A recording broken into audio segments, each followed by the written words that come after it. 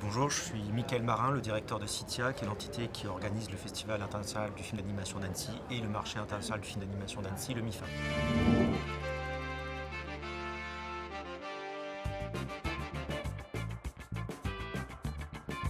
Pour nous, Cannes est devenu effectivement un incontournable.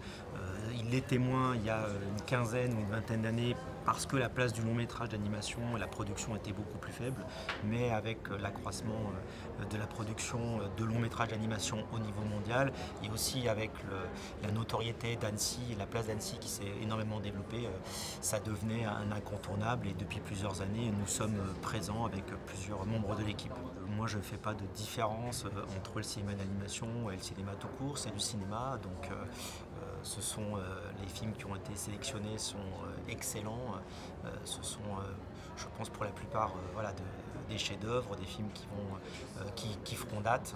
Et donc ils ont toute leur place bien sûr ici. Cette année nous avons mis en place une nouvelle section compétitive pour les longs métrages qu'on appelle Contre-champ. Si on fait un parallèle avec Cannes, c'est un certain regard. Donc on a mis ça en place cette année. Nous avons également mis en place pour la sélection VR, réalité virtuelle, on avait des œuvres qui étaient en sélection officielle. Il y aura un prix remis cette année, donc la section devient compétitive. Nous avons été signataires de la charte 50-50 pour 2020. Nous étions juste après Cannes le deuxième festival signataire de la charte et nous avons pour respecter nos engagements, féminiser notre comité de sélection. Donc nous avons accueilli de nouvelles collègues qui ont participé à la sélection pour avoir un comité de sélection paritaire. Dans le marché du film qui s'agrandit une nouvelle fois, donc on a fortement agrandi le marché pour accueillir plus de stands, pour aussi un meilleur confort parce que nous avons connu ces dernières années une très très grosse croissance. Rien que pour le marché du film, entre 2017 et 2018, c'est 22% d'augmentation de la participation. Donc c'est une bonne nouvelle, mais il faut aussi que cette croissance se fasse dans de bonnes conditions. Et puis nous avons différents dispositifs de rencontres. Cette année, nous mettons en place un Gap Financing Market pour aider des projets de long métrage à boucler leur financement.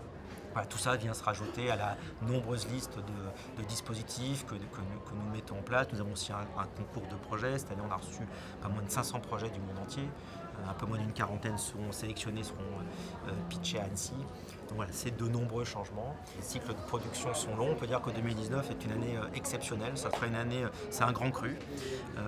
On parlait des 3 films français qui seront présentés à Annecy, qui sont très attendus. Film d'ouverture Playmobil, de On Entertainment, du groupe Media One, qui sera notre film d'ouverture. On a la chance aussi d'avoir le nouveau film de Jean-François Laguilloni, Le Voyage du Prince, des avant-premières, Toy Story 4 notamment.